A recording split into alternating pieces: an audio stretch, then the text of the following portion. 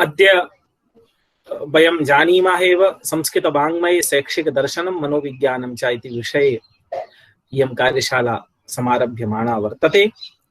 अद्य अस्य सत्रस्य ये आचार्याः वर्तन्ते, अस्माकं मार्गदर्शनं करिष्यन्ति, ते सन्ति श्रीमन्तः प्रोफेसर जयदेव वेदालंकार महोदयाः। महोदयाः राष्ट्रपति पुरस्कारेण पुरस्कृताः वर्तन्ते।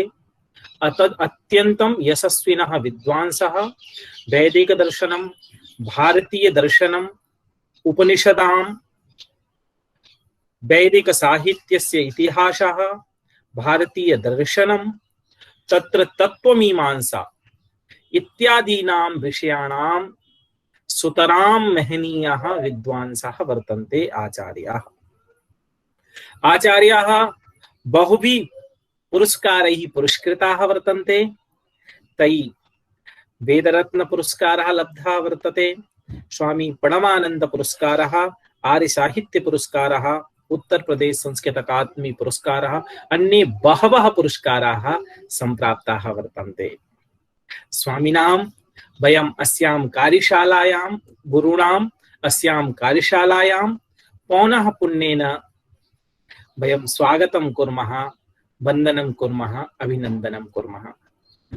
महोदय के परिचय में जितना भी बोलें उतना कम है। आप का जीवन चिंतनात्मक जीवन है। निरंतर आपने समाज को और जगत को कुछ दिया है। आप विशेष रूप से भारतीय साहित्य के परिप्रेक्ष्य में अपनी महनीय विभूति रखते हैं। आज मैं आपको इस कार्यशाला में महोदय स्वागत करता हूं और निवेदन करता हूं कि इस अवसर पर आप हम सबका मार्गदर्शन करें। प्रोफेसर जयदेव वेदालंकार महोदय। इस कार्यक्रम के मान्यवर निर्देशक महोदय, अन्य समस्त प्रतिभागी और इस कार्यक्रम में समस्त कार्यकर्ता जो अनेक प्रकार से सहयोग प्रदान करते हैं, उन सब का मैं नमस्कार करता हूं। उन सबको। मेरा विषय है प्राचीन शिक्षा प्रणाली की प्रासंगिकता। हमारे यहाँ 1700 ईस्वी से पहले तक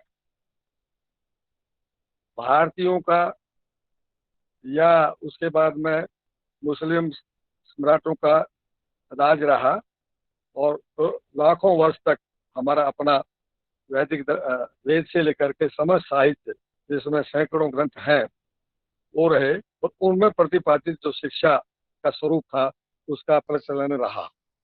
तो इस प्रकार से ये नवीन शिक्षा और प्राचीन शिक्षा के मध्य मतलब लगभग 1700 शताब्दी ईस्वी तक तो ये हमारा अपना प्रचलन, जिसमें मुसलमानों का प्रचलन भी सम्मिलित है, इसकी शिक्षा दी जाती रही।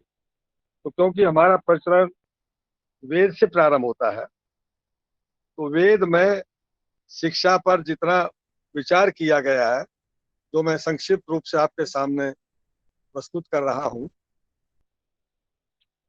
देखो, शिक्षा में क्या है? सबसे पहले अध्यापक को वहां आचार्य कहा है। तो आचार्य आप सब हैं, इसमें जितने भी प्रतिभागी हैं आप सभी आचार्य हैं।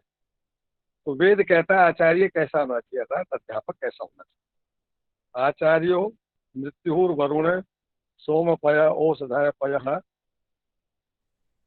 ये कैसा है? आचार्य मृत्यु है, आचार्य वरुण है, आचार्य सोम है, आचार्य पय है ना, औषधेय है और आचार्य पय है।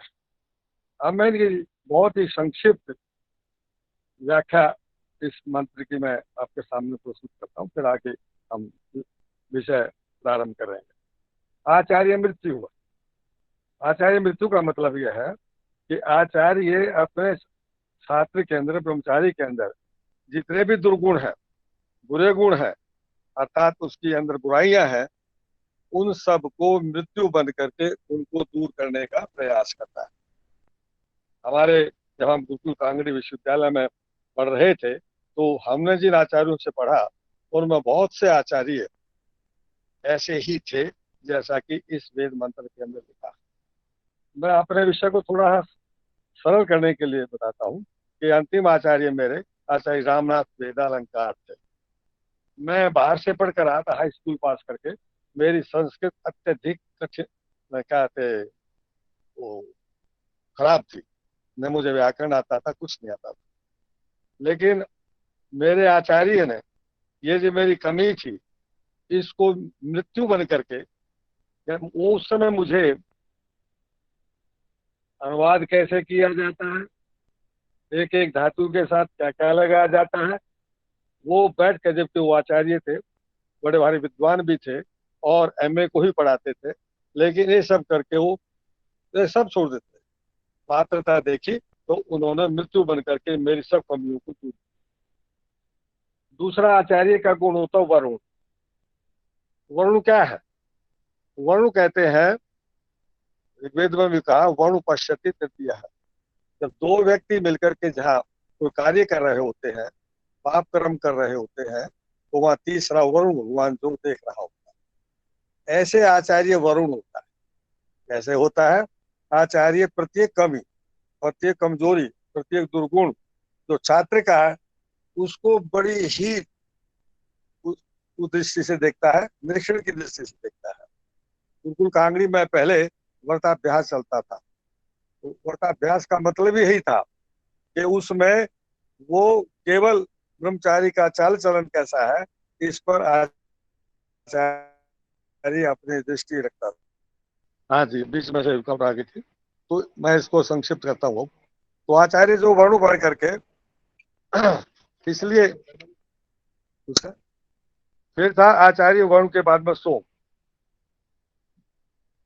क्योंकि आचार्य जहाँ अत्यधिक अनुशासन रखता है और बड़ी ही सूक्ष्म दृष्टि से देखता है, वही आचार्य जो है अपने छात्रों के अंदर, अपने ब्रह्मचारी के अंदर सोम के गुणों को भी विकसित करता है।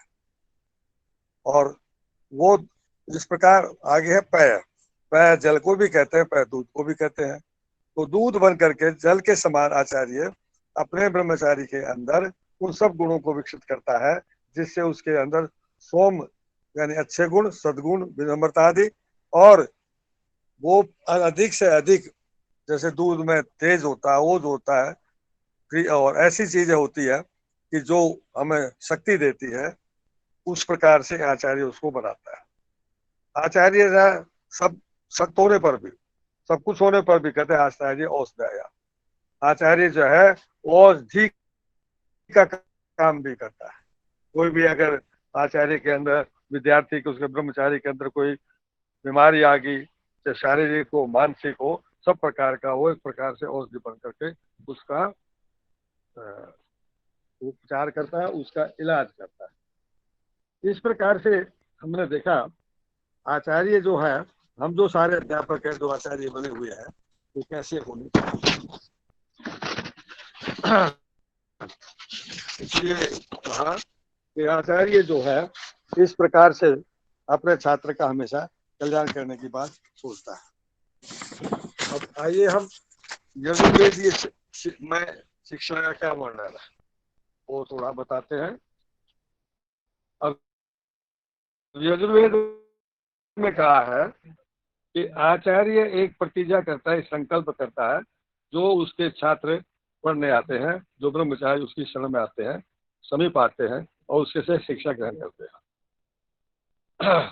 देखिए, प्राय गुरुकुल के अंदर दूर दूर से ब्रह्मचारी पढ़ने आते हैं। वो सारे ब्रह्मचारी जब इकट्ठे होते हैं तो उसका एक यज्ञ होता है, दीक्षा यज्ञ, जिसमें विषय प्रवेश होता है, उसका एडमिशन होता है, जिस दिन उस दिन वो यज्ञ होता है, जिसको वेदारंभ भी कहते हैं हम लोग।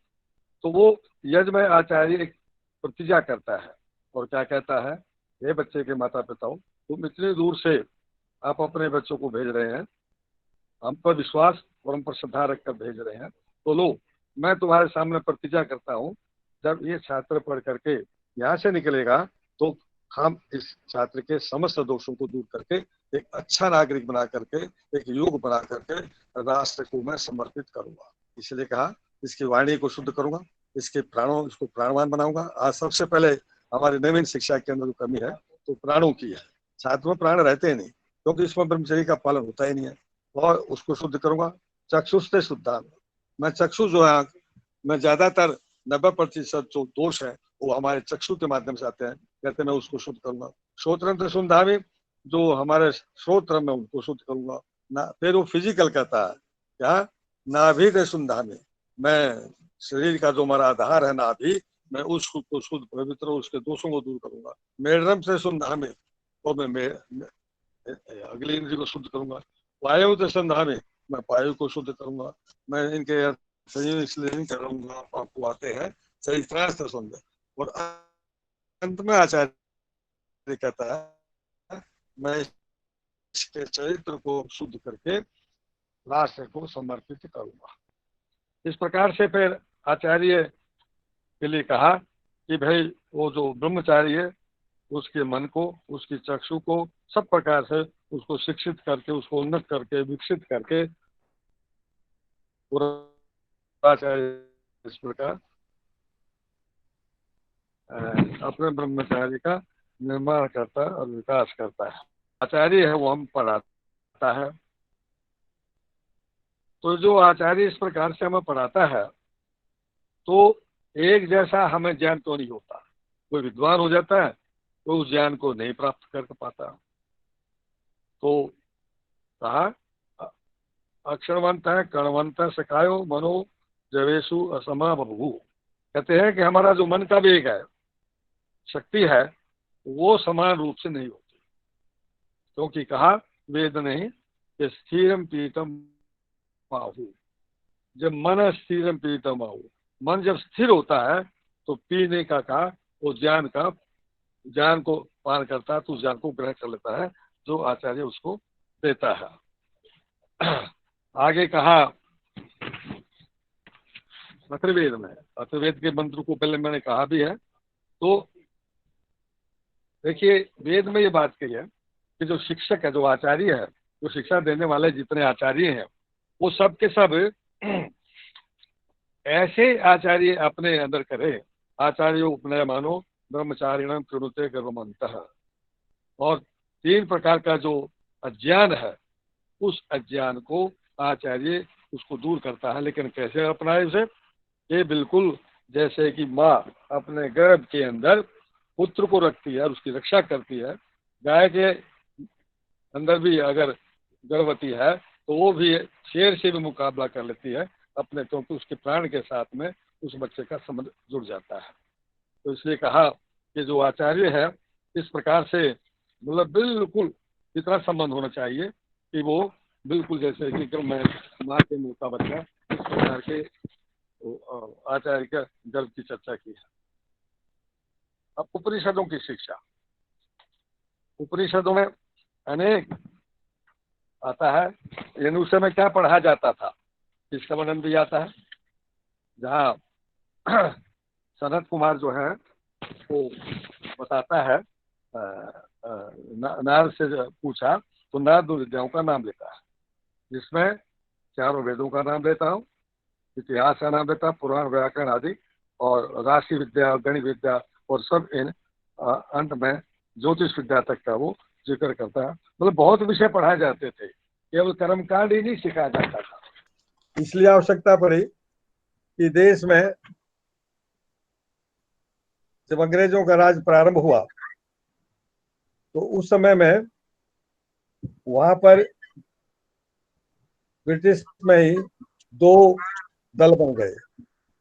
एक दल था जिसके मुख्य जो थे वो हमारे मैकाले थे। मैकाले ने ये कहा कि हमें जो शिक्षा है वो अंग्रेजी भाषा के माध्यम से देनी चाहिए, क्योंकि ज्ञान विज्ञान सीखेंगे वहां पर प्रगति होगी। और ये जो पुरानी शिक्षा है और जो हमारे आदेश को नहीं माने उनके जो हम सहयोग करते हैं, सहायता करते हैं, वो बंद कर देनी चाहिए। इस प्रकार का नोट 2 फरवरी 1835 ईस्वी को परिषद के सामने प्रस्तुत किया। और उस कमेटी के चेयरमैन भी थे और चेयरमैन थे तो इसलिए उन्होंने कहा कि हमें, हेलो, हाँ, वो उनका बंद कर देना चाहिए। और इस प्रकार से शिक्षा प्रारंभ हुई।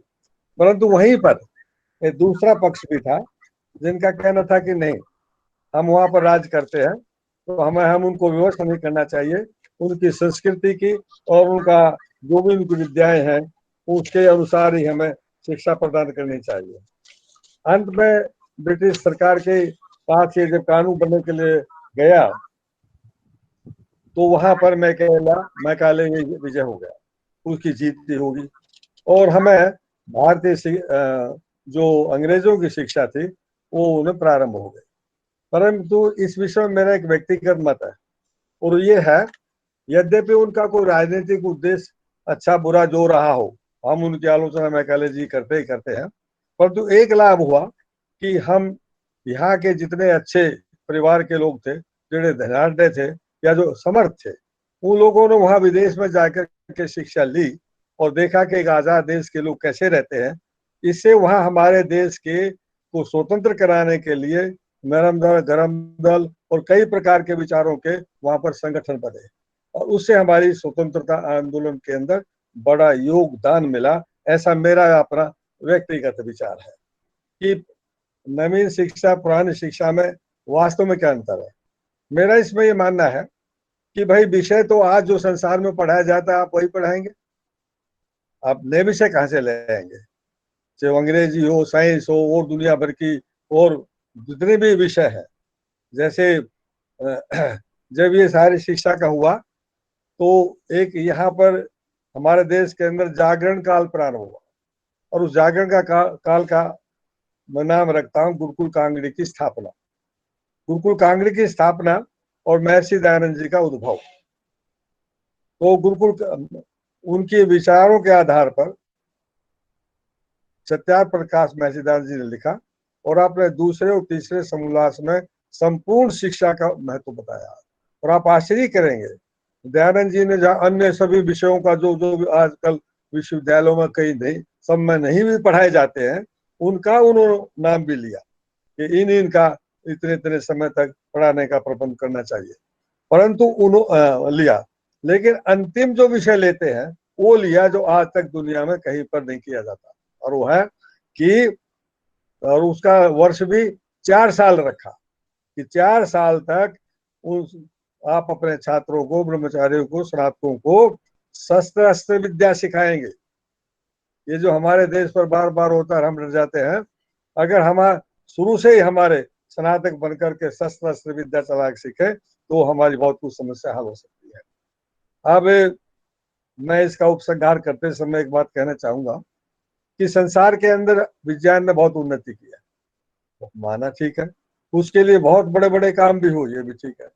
लेकिन एक काम जो नहीं हुआ आधुनिक शिक्षा में, भी प्राचीन शिक्षा में तो प्रबंध था, क्यों कि प्राचीन शिक्षा में प्रबंध था कि बच्चे के उत्पन्न पैदा होने से पहले शिक्षा देने का आरंभ करना, और जिसको कि हम गर्भाधान संस्कार कहते हैं।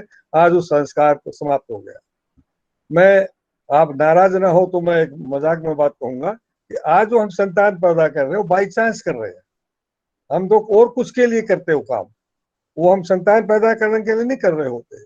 संतान पैदा करने के लिए तो एक संस्कार होता था, माता पिता जब ये सोचते थे कि हमारे घर में संतान पैदा हो तो वो उस प्रकार के बच्चों को विचार बनाने के लिए उस प्रकार का वातावरण बनाते थे, यज्ञ करते थे और उस प्रकार के वातावरण में बच्चे का निर्माण करते थे। मैं इसलिए ये चाहूंगा कि आज भी नवीन शिक्षा के जो विषय है उनके साथ साथ में प्राचीन शिक्षा पद्धति की अत्यधिक आवश्यक है, क्योंकि वो संस्कार प्रधान शिक्षा थी और वो वही शिक्षा होती रहनी चाहिए। ओम शांति शांति। आप सबका धन्यवाद।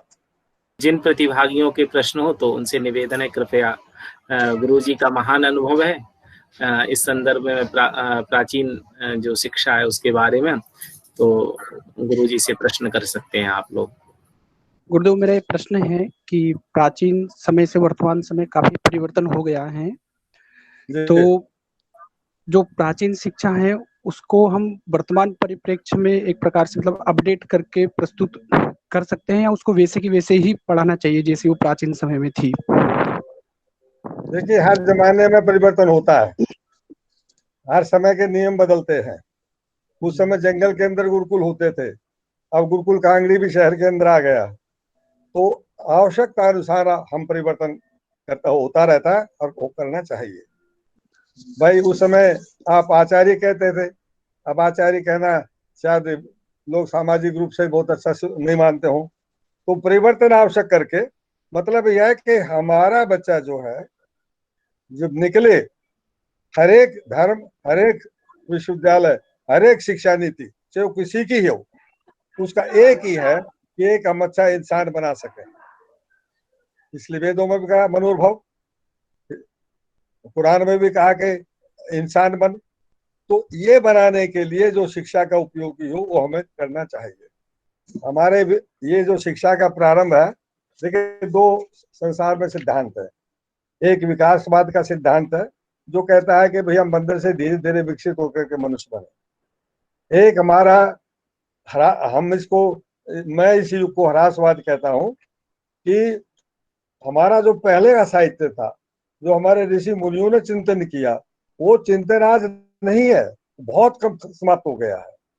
तो इसका मतलब है कि ये जो विकासवाद इस तरह नहीं है, उसके विकासवाद के वहां दूसरे अर्थ होते हैं। डार्विन के विकासवाद को हम स्वीकार नहीं करते। तो हमारा विकास जितना वेदों में था शिक्षा के विषय में, उतना उसके बाद नहीं रहा। तो उसमें मैंने यहाँ से अपनी बात प्रारंभ की कि सबसे अधिक जो है शिक्षा का महत्व जिस पर रहता है जिम्मेवारी, वो है आचार्य, जिसको आजकल आप अध्यापक कह लीजिए, प्रिंसिपल कह लीजिए, कुछ कह लीजिए। तो वहां से मैंने अपनी बात शुरू की कि आचार्य जो है, फिर हमारा परिवेश कैसा हो, और ब्रह्मचारी भी जो है पूर्ण रूप से समर्पित भाव से पढ़ने वाला हो। और ये जो क्या कहते हैं का भाई आचार्य उपनय मानो ब्रह्मचारिणम कृणुते कर मानता है। आचार्य जो है अपने समीप आने वाले ब्रह्मचारियों को ऐसे अपने गर्भ में स्थापित करता है जैसे कि माता के गर्भ में बच्चा होता है। अर्थात वो उसकी हर बात को ध्यान रखता है और उसको तपस्या करना सिखाता है। फिर मैंने कहा कि आचार्य को जो है मृत्यु कहा, वरुण कहा, सोम कहा, पय कहा, औषधि कहा, पय कहा। इसका मैंने व्याख्या की थी कि आचार्य मृत्यु बन करके उनके दुर्गुणों को दूर करता है, वरुण बन करके उनके अंदर क्या क्या हो रहा है उसका निरीक्षण करता है, और सद्गुणों को विकसित करने के लिए उस आचार्य का सोम होना जरूरी है कि अपने छात्रों के अंदर सोम भाव को पैदा कर सके। और हेलो केवल कठोर ही नहीं हो, बल्कि वो और भी बन करके भी उसका वो करता है। इस प्रकार पहले हमारे यहाँ गुरुकुल के अंदर एक पेपर होता था वर्णाभ्यास, जिसका अभिप्राय होता था कि आचार्य केवल साल वर्ष भर में उसके व्यवहार को देख करके नंबर देता था, जो आजकल गुरुकुल कांगड़े में भी दुख के साथ कहना पड़ रहा है, वो चीज नहीं है। तो इस प्रकार से वो जो नाना प्रकार के प्रश्नोत्तर में भी कहा, और सभी विषय पढ़ाए जाते थे, यद्यपि उनके नाम कोई और हो सकते हैं। फिर मैंने उपनिषदों की शिक्षा, यजुर्वेद की शिक्षा की बात की। तो यजुर्वेद में मैंने आपके सामने दो मंत्र रखे कि आचार्य संकल्प लेता है, अध्यापक आप कहिए, हम भी हम का सेवा नहीं दोगे, आप तो आचार्य हैं। तो आचार्य कहता है बच्चे के माता पिताओं को कि मैं इस बच्चे के संकल्प लेता हूँ कि इसके प्राणों को, इसकी वाणी को, इसके चक्षु को, इसके श्रोत्र को, और ना इनके नाभि को, फिजिकल भी नाम लेता है, और पायुमते सभी उसको नाम ले कहता है, इनको मैं शुद्ध और पवित्र करके एक अच्छा चरित्रवान बना करके एक नागरिक बनकर इसको समर्पित करूंगा। फिर आचार्य के बारे में कहा कि भाई वो उसके मानसिक रूप से उसको वो करे, मतलब संतुष्ट रखे, और उसकी वाणी को संतुष्ट, इसलिए सब प्रकार संतुष्ट करके वो आचार्य जो है वो। फिर कहते हैं भाई एक बताओ कि ये जो शिक्षा है सभी पढ़ते हैं, लेकिन एक विद्वान बनता है जिसको कि हमने निरुक्त में कहानी भी आई है कि कोई कान के समान, कोई नीचे कोई भाई सिर तक ज्ञान को प्राप्त कर लेता है। और तो कहा कि भाई जो विद्यार्थी यानी क्लास में कैसे पढ़ना चाहिए, देखिए वेद ये भी कह रहा है क्या है कि आंख कणवंत सकायो, तो मन का जो वेग है वो असमाबब हुआ है, वो एक सा नहीं है। कोई उसको ऊपर तक ग्रहण करता है। स्कूटी दे पे इस प्रकार से हमने फिर उसमें उपनिषदों की शिक्षा ली, और उपनिषदों की शिक्षा में मैंने कहा कि आचार्य किस प्रकार से चारों वर्ण देता था, आचार्य ही देता था। कोई भी बच्चा ब्राह्मण क्षत्रिय बन करके नहीं आता था उसके गुरुकुल के अंदर, उसके शिक्षणालय के अंदर। आचार्य जब स्नातक हो जाता था तो 4 प्रकार की एक स्थिति पैदा करता था कि भाई कहीं पर अज्ञान है, शिक्षा नहीं है, अक्षर ज्ञान नहीं है, उसको कौन सिखाने का स्नातक लेता है। स्नातक बनने के बाद तो जो स्नातक हाथ उठाते थे उनको ब्राह्मण वर्ण दे दिया जाता था। इसी प्रकार रक्षा की बात थी। हमारा देश स्वतंत्र बार बार होने के कगार पर आ जाता है, दुश्मन आक्रमण करता है, उस समय जो स्नातक हाथ उठाते थे उनको क्षत्रिय कहा जाता है। फिर हमारा खेती है, वाड़ी है, वाणिज्य है, व्यापार है, देश को मजबूत समृद्धिशाली बनाना है, उसके लिए जो स्नातक हाथ उठाते थे उनको वही सिखाया जाता था।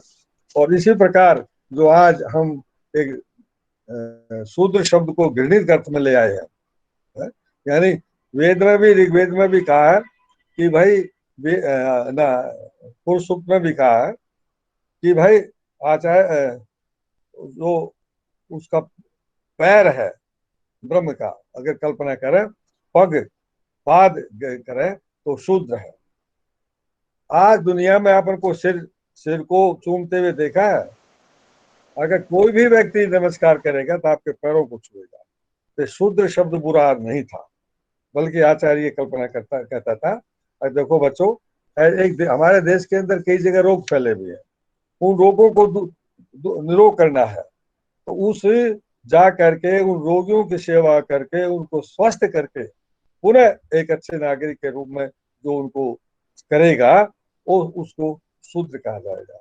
इस प्रकार से मैंने अपने प्राचीन शिक्षा के विषय में आपको कहने की कोशिश की थी, और मैं यहीं पर अपनी वाणी को विराम देता हूँ। गुरुदेव, एक आदर्श छात्र में क्या क्या गुण होना चाहिए प्राचीन शिक्षा की दृष्टि से? बहुत ही बढ़िया प्रश्न पूछा तुमने, बहुत ही अच्छा। क्योंकि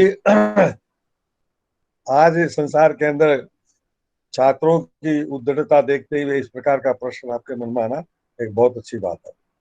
देखिए आचार्य क्या करता था, समित पाणी होकर के, मतलब आचार्य जो है उसकी पूरी सेवा करता था, उसका ध्यान रखता था। क्योंकि उस समय कई संस्थानों में था, कई में नहीं था, भिक्षा भी लेने जाते थे छात्र, लेकिन आज के जमाने में वो संभव नहीं है। लेकिन अच्छे छात्र के लिए गुरु का हमेशा आदेश मानना, और इसलिए आचार्य जब उसको वरुण बन करके देखता था तो वो यही देखता था कि कौन छात्र आदेश का पालन करता, कौन नहीं करता, कोई नकल तो नहीं करता है। इन सब के लिए एक एक चीज को गहराई से आचार्य देखता है, और वो छात्र के अंदर जो छात्र में होंगे वो वही गुण होंगे, वही चलेगा। अपनी बात नहीं कहनी चाहिए, पर मैंने जिस आचार्य रामनाथ वेदालंकार की उस समय आपने नहीं सुन पाए होंगे, चर्चा की थी। मैं यहाँ जूनियर था सबसे, गुरुकुल के अंदर विवाद पैदा हो गया। मुझे उन्होंने बुलाया, कहने लगे आप 8 प्रोफेसरों का दल लेकर के आपके नेतृत्व में आप दिल्ली जा रहे हैं। मैंने कहा जी इनमें से आधे तो मेरे टीचर रहे हैं, मेरे अध्यापक रहे हैं, मेरे सारे, मैं तो 2-3 साल हुए सर्विस करते हुए, तो मैं इन पर कैसे कंट्रोल करूंगा। कहते मैंने आपको 4 साल पढ़ाया और 4 साल में मैंने ये देखा है कि तुम इनको संभाल सकते हो, दूसरा नहीं संभाल सकते। नंबर दूसरी, हमारे सामने समस्या ये है कि हमारे पास नियमानुसार किराया देने का पैसा नहीं है, वकीलों के पास पैसा नहीं, ग्रांट बंद हो गई है। तो तुम्हें, मुझे ये विश्वास है कि तुम कभी भी दुरुपयोग नहीं कर सकते। अब ये मैं अपनी बात नहीं कहनी चाहिए, पर इसलिए कह रहा हूँ कि जो गुरु है वो हर चीज को बड़ी उसकी दृष्टि से देखता है। और मेरे नेतृत्व में गया और हम हर एक मिनिस्ट्री से मिले, ऐसे अनेक बार आया, उन्होंने मुझ पर विश्वास किया।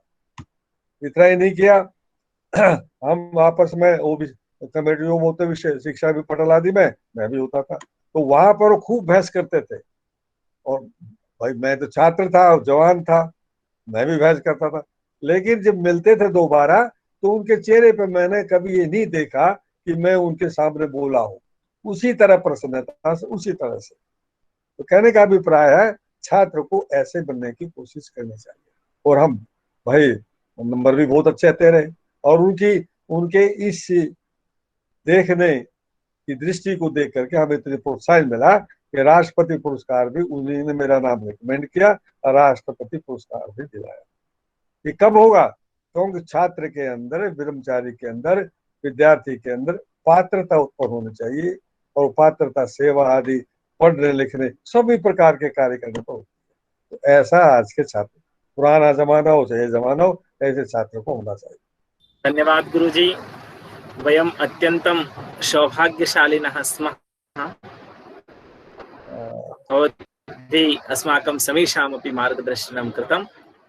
वयं सर्वेपि भवद्भ्यः शिक्षण अधिगम केंद्र पक्षतः श्री लाल बहादुर शास्त्री राष्ट्रीय संस्कृत विश्वविद्यालय पक्षतः परियोजना अध्यक्षा प्रोफेसर अमिता पांडे भारद्वाज महोदयायाः पक्षतः अस्माकं सर्वेभ्यः प्रतिभागिभ्यः पक्षतः भवद्भ्यः भूयो भूयोः धन्यवादः। भवद्भिः अस्मिन् अवसरे अस्माकं सर्वेषां मार्गदर्शनं कृतं, स्वीय अनुभवः प्रदत्तः।